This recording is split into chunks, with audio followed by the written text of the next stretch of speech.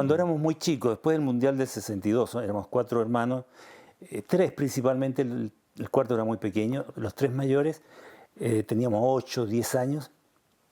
Hicimos un juego, una cancha de fútbol de como 1,50 m, con galería, pintamos el público, le pusimos iluminación, un lápiz Bic, con una caja de fósforo arriba y una ampolleta estas de bicicleta conectado al transformador. Entonces cerrábamos la pieza y oscurecíamos, prendíamos las luces y se producía el partido. Y quien no estaba jugando se subía al camarote. Y habíamos hecho de un rectángulo de madera con plastilina, un pedazo de espejo, le poníamos una antena y transformábamos como un pequeño Motorola, los antiguos televisores. Entonces se tiraba en la cama de espalda y miraba por el espejo de rebote lo que estaba sucediendo más abajo, el partido que estaba sucediendo. Lo curioso es que de los 3 hermanos, Enrique, Fernando y yo, con el tiempo nos dedicamos a esto. Y eso podría ser como la génesis de esto. Después yo entré en el año 73 a Bellas Artes a estudiar, pero me salí.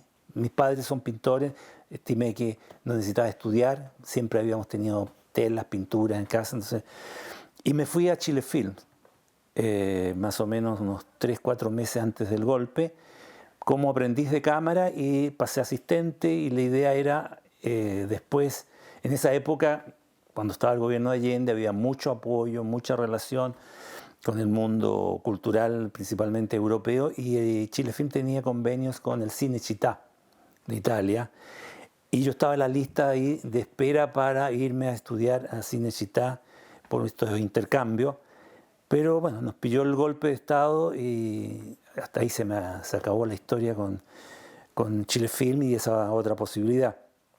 Después hice un curso de cine en el Instituto Norteamericano, trabajé durante un tiempo como dibujante de animación, hice asistencia de cámara en algún par de documentales con un primo, Juan Emilio Navarro, que era camarógrafo jefe de Canal 13 en los años 70, 70 y tal.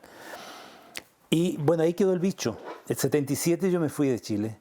Estaba casado, estaba casado con una diplomática sueca y me fui a Suecia.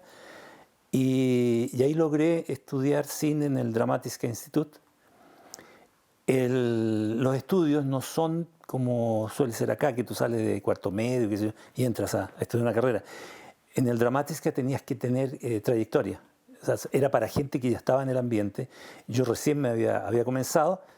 Llevé todos mis papeles, lo poco que había hecho en cine hasta ese minuto, pero me tocó hacer un par de películas en Super 8 con sonido, con banda magnética, como para poder demostrar que sabía que podía. Así que hice mis primeras películas, una que se llamaba Pelusa y el otro Cambiemos el Juego, con chicos chilenos y latinoamericanos exiliados en Suecia. Y ahí pude entrar a hacer 2 cursos, uno de un año sobre dramaturgia cinematográfica y otro sobre cine en general. Y en el año 81, si no me equivoco, fui a hacer la primera película que yo considero mía, pero el director fue el Tigre Silva, Adolfo Silva, pero yo hice la producción, hice cámara, hicimos La Nacencia en Bubión, en Sierra Nevada, un pequeño ficción con actores españoles en homenaje a Salvador Allende, basado en un poema de Luis Chamizo que se llamaba La Nacencia. Esa fue la primera película que hice. Mi nombre es Rosemary. Ella es Zafra, tiene 12 años y él es Hugo.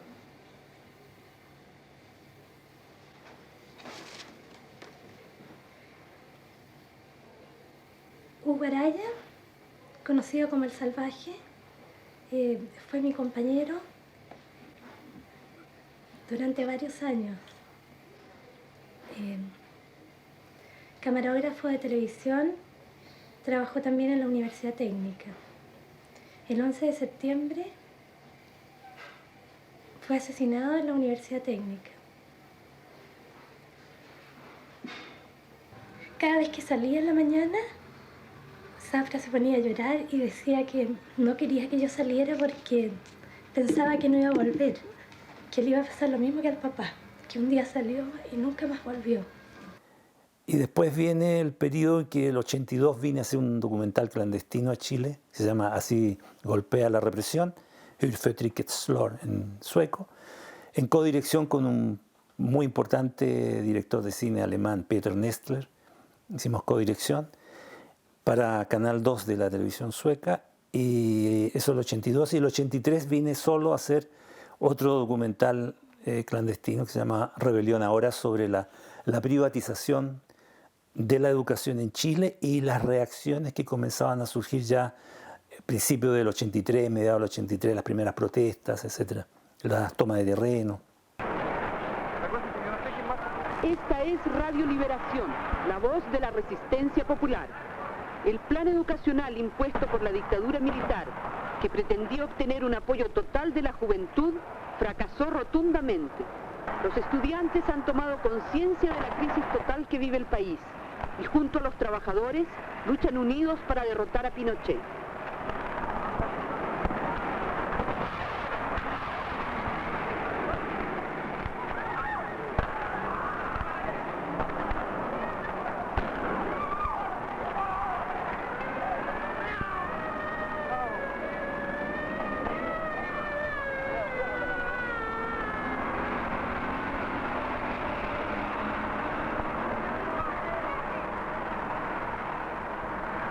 Yo ya me había ido recién, había llegado en agosto a Mozambique a vivir, agosto del 83, y principios de septiembre me vine desde Mozambique a Chile a hacer Rebelión Ahora. La coordinación la hice con Kiko Forge, que tiene mucho que ver con televisión. Juan Enrique Forge, que fue uno de los dueños del Rock and Pop, del canal Rock and Pop de televisión. Kiko fue el productor de esta película, él me coordinó todo, el equipo, Jaime Reyes en cámara, etc., y otros compañeros. Y bueno, el tema era que, claro, había que tener todos los cuidados posibles, y como él había regresado ya de Alemania, de su exilio, tenía la gente adecuada que ya trabajaba en esto, y bueno, era arriesgarse, ¿no? Meterse a estos vehículos chiquititos que habían en esa época, sin patente, y andar a la guaite, recorriendo, buscando las imágenes apropiadas, como por ejemplo los empleados del PEM, del POG. Nosotros nos presentábamos así como cineastas suecos, pero que estaban trabajando en colaboración con TVN, que era el canal oficial.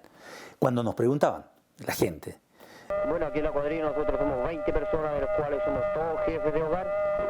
Y yo creo que este es un trabajo totalmente inútil que estamos haciendo, porque aquí se está botando la plata con lo que se está haciendo. Porque con estos 4.000 pesos no se puede vivir. Yo le preguntaría a cualquier persona ejecutiva grande, caso con 4.000 pesos pasan 30 días alimentando a 3 personas, de las cuales tengo yo bajo mi responsabilidad, a mi mujer y mis 2 hijos, que en este momento los perdí por falta de esto, por no tener capacidad para darles más. Con el estudio que yo tengo, un tercer año de enseñanza media, una profesión encachada que yo sé, tener que estar con el rastrillo aquí y la pala sacando pasto, siendo que la próxima semana esto va a estar igual, es un trabajo inútil, está botándose la plata. Esto es lo que yo quisiera, que entendiera la gente, que entendiera los que saben más, porque esta cuestión se ha prestado para un puro vicio, estamos siendo explotados con esta cuestión. Nosotros, la verdad es que el problema mayor que tuve fue cuando estábamos editando la película. La idea era mandarla de aquí a La Habana, al Festival de La Habana. Y Kiko Forge me dice, mira, vamos a editar clandestino en Publicine, que es donde está las últimas noticias, hoy día en Bellavista con Constitución, en esa esquina, ahí estaba Publicine. Y entrábamos en la noche y me propuso Pedro Chaskel o Álvaro Ramírez. Esa anécdota ya se la conté a Chaskel y se reía mucho. Yo sabía, Tigre Silva, el Adolfo Silva, que yo había conocido en Suecia, con quien hice la nacencia, me había contado que el Chacal de Nahuel Toro se lo habían hecho Héctor Río y Chaskel. Yo tenía eso en la cabeza. Entonces cuando Forge me dice, ¿a quién quieres? ¿A Chaskel o Álvaro Ramírez? Para editar. Puta, no, yo quiero que esta película sea mía, así que Álvaro Ramírez.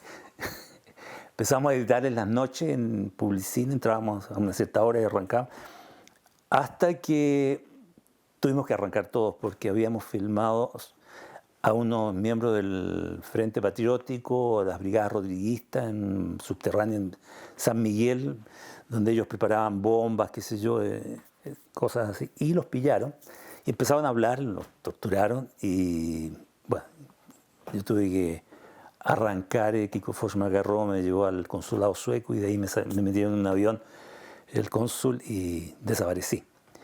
Al poco tiempo mi exmujer diplomática vino de Mozambique a buscar todo el material de la película que lo habíamos guardado en el consulado y se lo llevó en su valija y terminé la película en Cuba, finalmente, en Rebelión Ahora.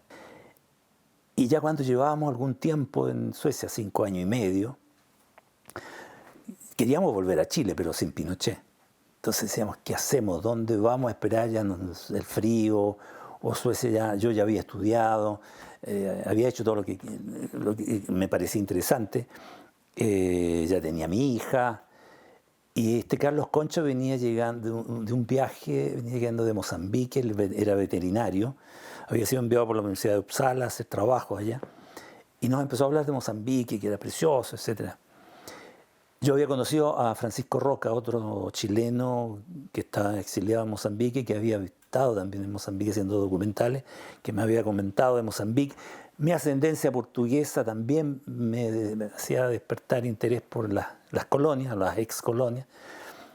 Bueno, y mi ex mujer decidió postular en la Cancillería a un cargo que salió como para consejero económico de la embajada en Mozambique, y se lo dieron. Así que dijimos, bueno, vamos a esperar la caída de Pinocho en Mozambique. No caía nunca. Y ahí estuve 7 años esperando, pero fueron los 7 mejores años que he pasado y más productivos, porque hice cerca de 22 documentales, hice unos 7, 8 spots, algunas cosas en televisión, una televisión incipiente. Yo llegué en agosto del 83, me vine a hacer mi película Rebelión, después volví, la terminé allá. Mozambique, para que tenga una idea, un país precioso, se independizó en el 75, cuando cae Salazar en Portugal, que había estado 40 años como dictador. Se independizó en el 75 e inmediatamente empezaron a llegar personas, admiradores, que apreciaban mucho el proceso que se estaba dando en Mozambique, donde no habían guerras internas entre distintas etnias, etc. Un país bastante calmo, a diferencia de otros. De hecho, por ejemplo, llegó Jean-Luc Godard, estuvo en Mozambique por ahí en los años 80, inicio de los 80, para ayudar a formar el cine, la televisión. John Rush, también, el francés documentalista que hizo maravillosos documentales por África.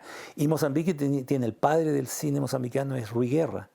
Rui Guerra, que es un mozambicano blanco que tuvo que irse al exilio antes de la independencia, porque estaba en contra, naturalmente, de Portugal. Se fue a Francia, participó en cine y terminó en Brasil siendo uno de los fundadores del Cinema Novo. Bueno, eso es lo atractivo de Mozambique para los extranjeros.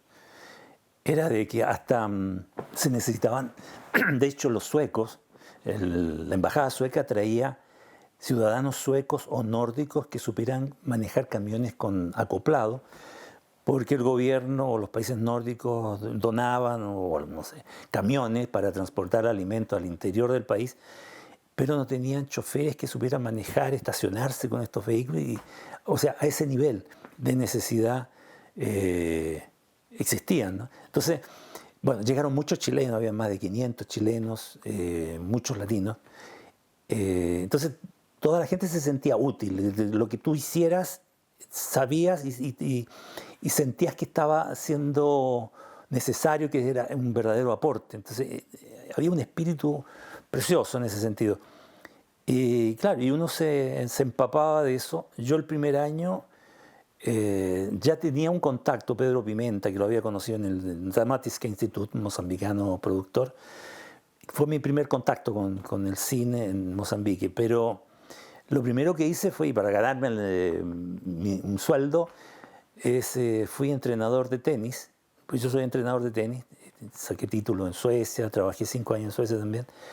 y le hacía clase a los diplomáticos. Como yo estaba metido en ese circuito, le hice clase a diplomáticos y con eso me ganaba los porotos el primer año, mientras fui investigando, conociendo gente, hasta que me pude entrar a hacer películas con el Instituto Nacional de Cine, que yo proponía la idea, ellos me hacían un sueldo, pero rápidamente, por el producto del círculo en el cual yo me movía, mis películas eran mayoritariamente financiadas por la Nación Unida, por la UNICEF, por las ONGs diversas que habían, pero canalizadas con el Instituto de Cine. El Instituto de Cine mozambicano contaba con uno con apoyo nórdico, de hecho tenían cámaras que yo las usé, las Arri BL, tenían dos.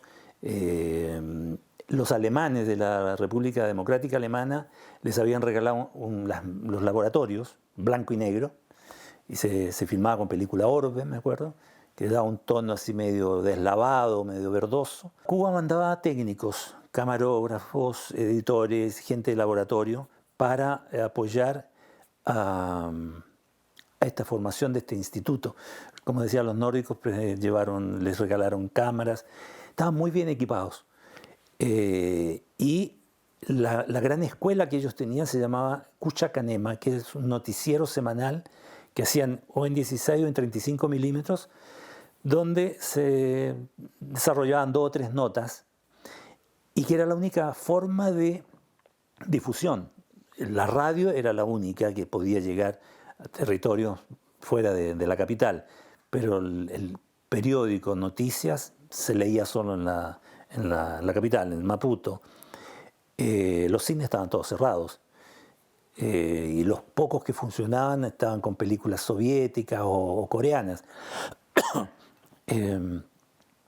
Entonces la televisión no existía todavía, estaba recién televisión experimental, se podía ver ese experimento a pocas cuadras a la redonda solamente. Entonces el cine móvil que ellos inventan con este noticiero Cuchacanema eran vehículos alemanes también donados, tipo van, que se internaban a zonas rurales con un proyector, un telón y mostraban. Y era la manera de mostrarle al ciudadano mozambicano el rostro de quién era su presidente, quién eran sus ministros, qué pasa en tu país. Estoy hablando de una época en que había guerra civil. O sea, muchas zonas de Mozambique no se podía transitar por una guerrilla infiltrada por Sudáfrica, la Sudáfrica de la época de apartheid, cuando Mandela estaba en Rhode Island todavía prisionero, ¿no? Estaba Botha gobernando en Sudáfrica, entonces eran enemigos. Sudáfrica tenía este conflicto con Mozambique porque se veía rodeado, porque se había independizado Angola, Mozambique, Namibia, le quedaba, y Rodesia se transforma en Zimbabue después, y una manera de frenar esa expansión de estos movimientos de liberación y que no llegaran a Sudáfrica era sabotearles, introducirles grupos en cada país a sabotear la economía, cosa que no surgiera un país vecino a Sudáfrica gobernado por negros que pudiera tener logros.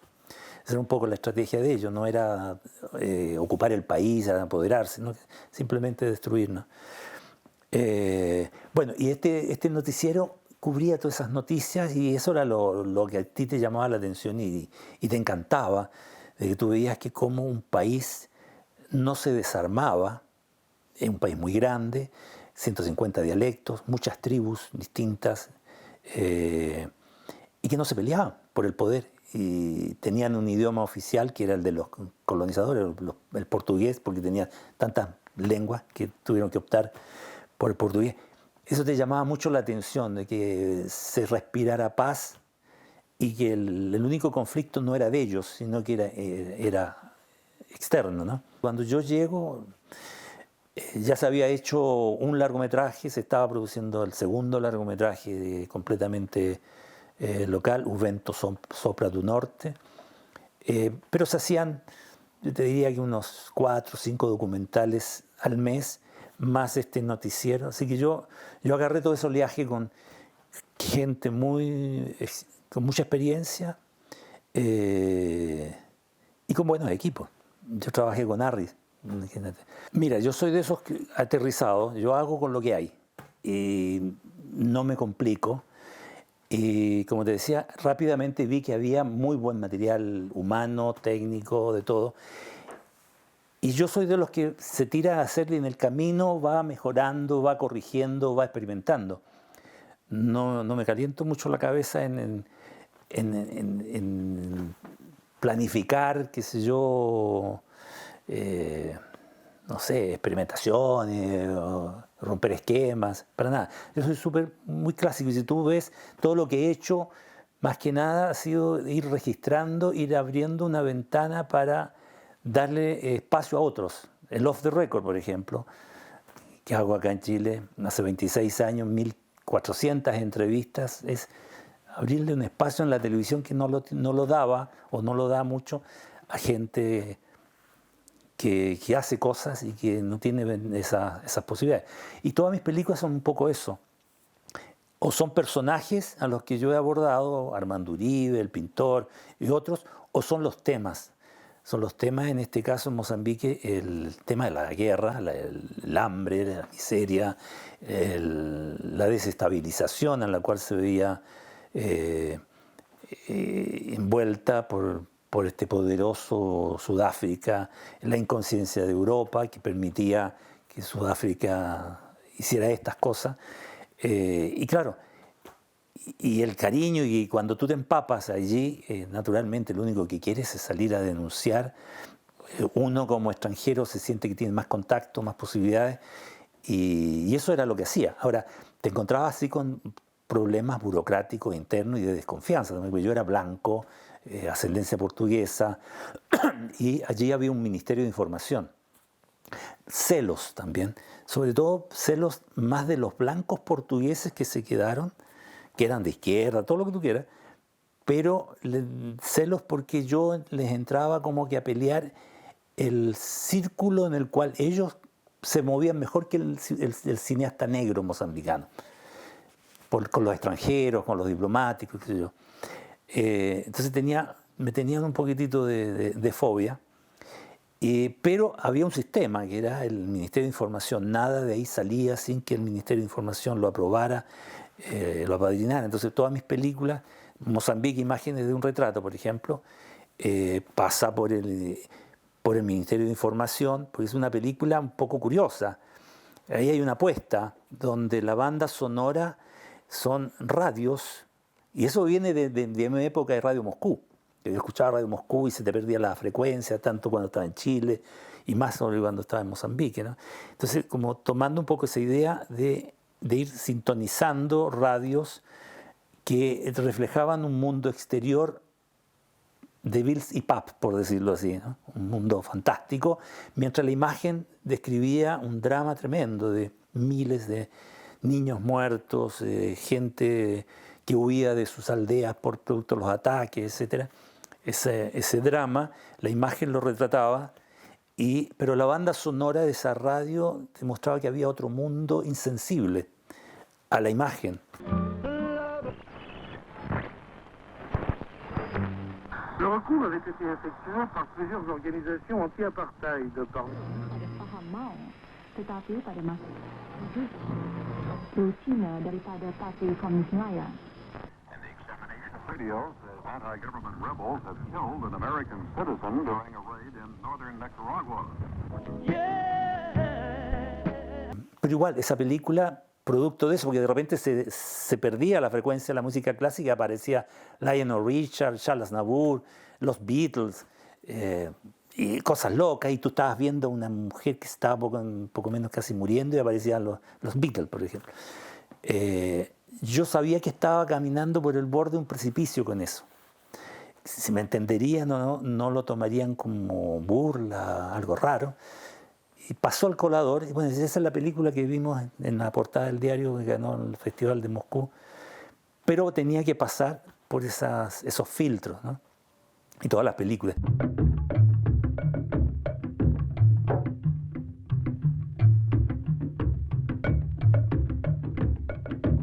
Os princípios que escrevemos no acordo de combate São princípios de validade universal que regem as relações entre Estados soberanos, independentemente dos seus sistemas políticos, econômicos e sociais.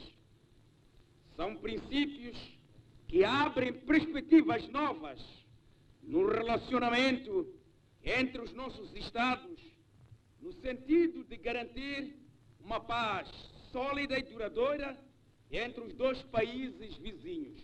En Comati, El derecho de vivir en paz, que es una película cuando se firma el acuerdo en Comati de paz entre Mozambique y Sudáfrica,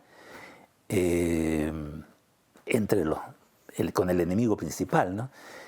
Los países socialistas que todavía existían en esa época no estaban muy de acuerdo con ese acuerdo de paz, curioso. Ellos firmaban acuerdos, la Unión Soviética, Estados Unidos, tratados de no ataque, etc., pero le impedían a estas potencias que un país pobrísimo como Mozambique no firmase un acuerdo con una potencia como Sudáfrica para poder vivir en paz. Estaban en contra. Bueno, pero yo hice esa película como una película, un poema, donde voy describiendo situaciones, diversos trabajos, escenas cotidianas de la vida mozambicana, pero con una muy bella recopilación musical, de la música de las distintas zonas, regiones, grabadas in situ, en una nagra, por Valente Dimande, un sonidista fantástico, y me traje esas bandas de sonido muy lindas. Entonces voy mostrando todo un abanico musical junto con estas escenas, qué sé yo, de un país que quiere vivir, un país que merece la paz, etc. Era un poema. Se mostró, se hizo en 16 milímetros, tuve financiamiento sueco, lo revelé en Zimbabue, se exhibió en las salas de cine, etc.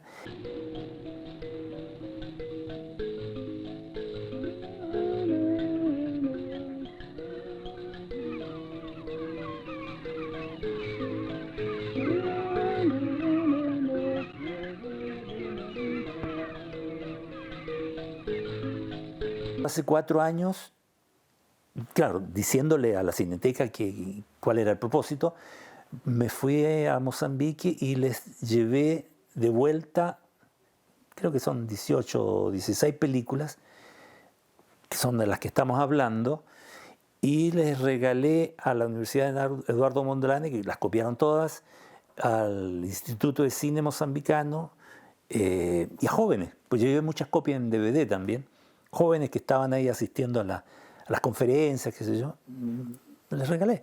O sea, les devolví su patrimonio, que era algo lógico, natural para mí, porque tuve el privilegio, la suerte y las posibilidades de poder filmar y hacer lo que el propio cineasta mozambicano, por las dificultades económicas que el Instituto de Cine tenía, y que yo, por mis contactos extranjeros, yo pude viajar por todo el país en helicóptero, en avión, recorrer y ir a filmar. Entonces, hay un registro de su historia que yo tenía que devolver. La verdad es que uno llega con la idea de aprender, y el ver, como decíamos al principio, ver que está naciendo un país, es un privilegio. Es un privilegio que no muchos tienen. Y yo lo viví y lo registré en gran parte. Y me voy a empapar cada 2 años, viajo y estoy con los amigos mozambicanos, y de hecho en la revista que publico tengo algunos que escriben, entre ellos Licinho Acevedo, que es otro brasilero que lleva 40 años en Mozambique, que hace películas y se enamoró de Mozambique y está allá, y que escribe y relata hace más o menos lo mismo que hago yo con los artículos que publico. Él también lo hace, va relatando todas las peripecias de cada una de sus películas, y que son verdaderas novelas. Na era colonial, fizemos uma exposição ao pedido do administrador, e foi aí onde eu comecei a participar numa exposição. Havia mais pessoas que era o Machiá, o Kumbuza, o Chicano, o Malangatana, o Chisano, o Samate.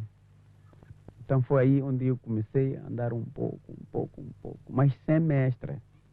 não tinha mestre. Foi tão difícil para eu conseguir aquilo que hoje sou.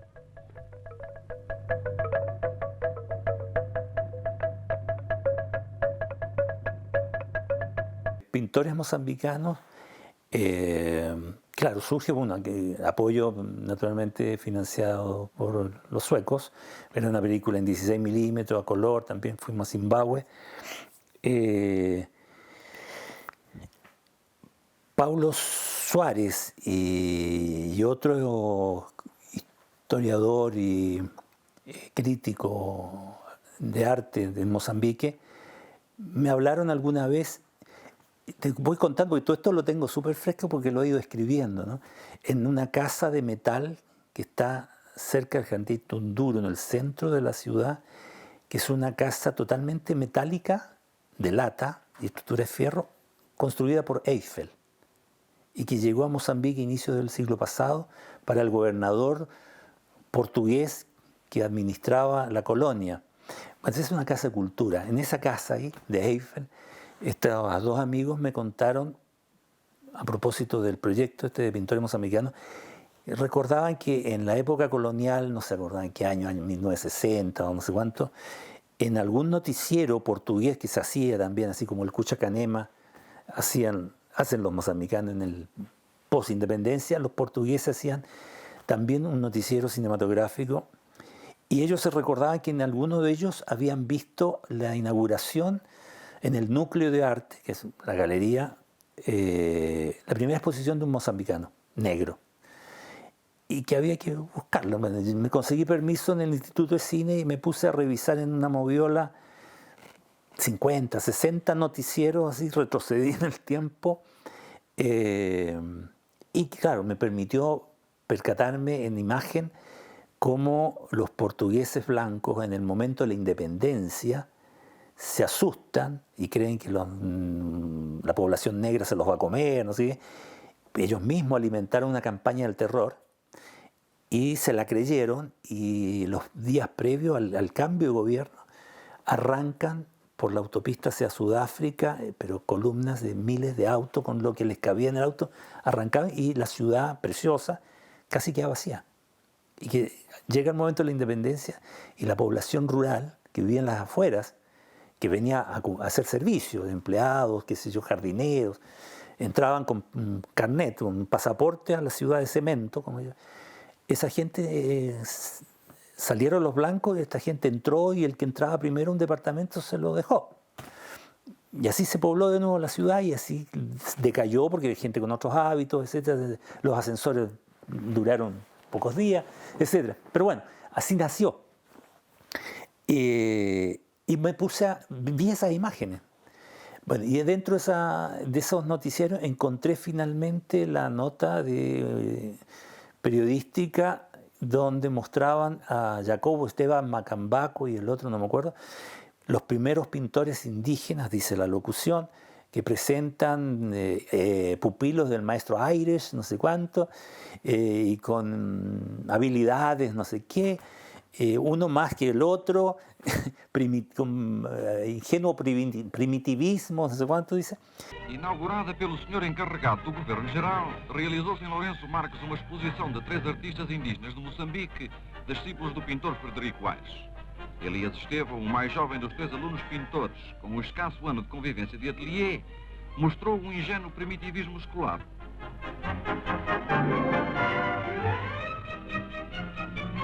Jacob Estevão demonstrou com as suas 26 telas ser o aluno de personalidade mais afirmativa e insubmissa. Vasco Campira é o mais dócil dos discípulos de Mestre Aires, de mais suave sensibilidade e retina mais receptiva ante o espetáculo da paisagem. Esta exposição constituiu uma notável demonstração de interesse pela cultura artística desta cor moçambicana. Encontré ese material y me puse a buscar, averiguar si estaba vivo alguno de ellos. Y encontré a Jacobo Esteban Macambaco en las partes afuera de la ciudad, las casas de lata, que le llaman, y lo fui a entrevistar. Y aparece en la película y es donde él cuenta esa anécdota de que lo filmaron, pero que ese noticiero ellos lo pudieron ver como meses después, porque una vez que se agota la muestra en las salas de cine de la ciudad, recién se las llevan a los suburbios, a los negros, y ahí él se pudo ver, qué sé yo. Y él muy orgulloso dice, sí, yo soy el primer pintor mozambicano, y Malancatana, que es como dijera el Neruda, pero en la pintura, y Malancatana es el cuarto, dice, o tercero. Bueno, así parto con esa película, con parte de la historia de cómo era antes, porque después con Malancatana y con los otros pintores voy desarrollando un poco la historia de Mozambique y cómo pintores durante la época colonial podían de alguna manera expresar lo que sucedía, sin ser detenidos, maltratados, qué sé yo, ir mostrando un poco el momento que se vivía de esclavitud. Y después con la independencia, como eso también se va reflejando en algunos pintores que toman el tema político, social, y otros que son un poquito más naturalistas, que sé yo, escenas costumbristas de aldeas, qué sé yo. Y bueno, y lo que quise fue en ese mismo núcleo de arte donde en los años 60 aparecían estas imágenes en blanco y negro, en ese mismo lugar hicimos esta exposición. La organizamos, la filmamos, hicimos un cóctel, una inauguración con el cuerpo diplomático, con todo el mundo, darle el realce que requería, ¿no? Que necesitaba. O Núcleo de Arte é uma organização de artistas em que tem por objetivo criar condições para que as pessoas conheçam os artistas moçambicanos e ao mesmo tempo divulgar a arte moçambicana. Isto é promoção de cursos, portanto, promover cursos para cerâmica, para pintura, para desenho, para escultura, etc. O Núcleo de Arte tem também como objetivo fazer com que o público conheça o próprio núcleo, não só o núcleo, mas também a arte moçambicana, os artistas moçambicanos. Lo increíble y yo te diría increíble hoy día para el Chile actual, con todo lo que el cine chileno se ha desarrollado, etc. Cada película que, si te hablo del caso mío, Papá Zamora, Mozambique, Imagen y Retrato, Encomati,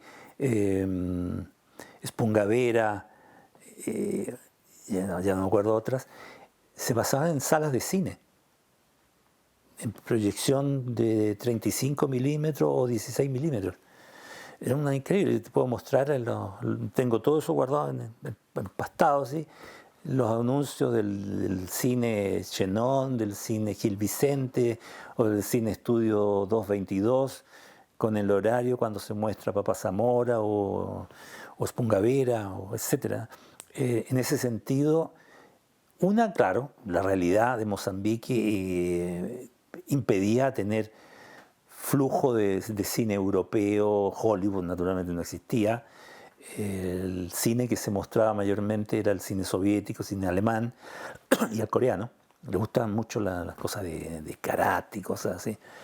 Entonces, para el cineasta mozambicano había espacio. No estaba vedado. Entonces tú tenías mucha cercanía con el público, las salas siempre repletas. Se hacían presentaciones, así como cineclub, pero en grandes salas de 500 butacas, estoy hablando, no chicas. Son salas como las que habían acá en Santiago en la época anterior a las multisalas, ¿no? Como el cine Gran Palace, el Pacífico. Son de la época de los portugueses. Imagínate Lisboa trasladado allá, es una cosa así. Una arquitectura bellísima, todo en gran parte Art Deco, maravillosa. Y las salas igual, entonces con todo el glamour, ahí estaba uno con su peliculita exhibiéndola y gozando y sintiendo que realmente estabas haciendo algo que valía la pena, que les importaba, que les gustaba y que te lo apreciaban además. Yo me empapé de Mozambique, me sentí un mozambicano más. Para mí era un orgullo que, siendo ascendencia portuguesa, o sea, descendiente de los colonizadores, blanco, etc., el Ministerio de Información, aunque yo no estuviera de acuerdo que existiese ese filtro, pero para mí era un orgullo que películas que yo hacía, que no era el tipo de película que hacían ellos. Porque ellos estaban haciendo la película más necesaria de cómo se hace una letrina de mejor calidad porque recién están aprendiendo a canalizar estas cosas, o películas de cómo canalizar el agua, cómo plantar, de tener mejores brotes, cosas que fueran más funcionales. Yo venía con cosas medias poéticas, rollos míos, o visiones, o manera de retratar de una manera distinta, porque me ponía en el caso de que yo quiero mostrar esto afuera, ¿no? Entonces tengo que verlo con otros ojos y tratar de que la forma, el lenguaje que yo usaba fuese mejor percibido. Por eso me lo planteaba de esa manera. Pero lo de Chile, sí, yo lo viví, vine a Chile, hice lo que pensé que correspondía, estando fuera. Yo no me fui exiliado, pero sí cuando vine a hacer la rebelión ahora y tuvimos que arrancar, ya ahí quedé con orden de detención, no pude venir hasta del 93 hasta el 98, perdón, del 83 hasta el 88 más o menos, ahí recién pude lograr venir. Yo sentí que ya cumplí, cerré esa etapa y vivía a Concho, Mozambique. Yo me sentía un mozambicano más, entonces cuando retrataba un drama, Chile ya no estaba en mi cabeza. Me podía desdoblar. No niego que después llegaba la noche y escuchaba Radio Moscú, ¿no? No, me puedo desdoblar. Hallo que cumplí con Chile y ni hablar. Yo creo hoy día, después que volví a Chile en el 90, yo creo que con el Off the Record, y es una cosa que me incomoda mucho, porque no hay sensibilidad acá, con el tema patrimonial. O sea, no es correcto que yo tenga aquí, abajo, te puedo mostrar en cajas, 1.400 entrevistas en todos los formatos, desde Umatic, Betacam, MiniDB, hasta las tarjetas ahora, en digital, de personas como José Donoso, Gonzalo Rojas, Francisco Coloane, Raúl Ruiz, y así te puedo nombrar, Bolaño, etc. Y los tengo aquí, y yo he hablado con Ministerio de Cultura, he tratado de hablar con de todos los gobiernos, con todos los ministros de Educación, desde la Paulina Urrutia para acá, con Cruzcoque, con todos, no me acuerdo los nombres, hasta la que está actual, y no me han pescado para decir, mira, Off the Record se transformó en una fundación, tenemos este patrimonio, yo me voy a morir no sé cuándo, Villagrán también, y ¿esto qué? ¿Qué hacemos con esto? Y yo lo único que quiero es traspasar esto, pero que por el traspaso me permita seguir haciendo más archivos. Así como me preocupó devolverle a Mozambique sus películas, yo considero que esto no es mío. De hecho, soy contrario a los derechos de autor. O sea, para mí, o sea, las películas lo he escrito. O sea, a mí Pato Guzmán, no me hables de Pato Guzmán. La batalla de Chile no la ha dado al Museo de la Memoria. Y él habla de que un país sin memoria es un país, no sé qué, o un país sin documental es un país sin memoria. Tiene una frase fantástica, estos panfletos que se inventan, pero en la práctica no ha entregado la película al Museo de la Memoria. Todas mis películas están ahí. Y José Rodríguez, que es el que administra, hace un par de semanas me llamó, oye, mira, hay unos estudiantes que quieren hacer películas a partir de material, tú facilitas, pero lógico. Lógico, entonces es un tema pendiente, el tema del patrimonio audiovisual, el de fotografía, la prensa, todo eso está protegido en la biblioteca, pero lo audiovisual no.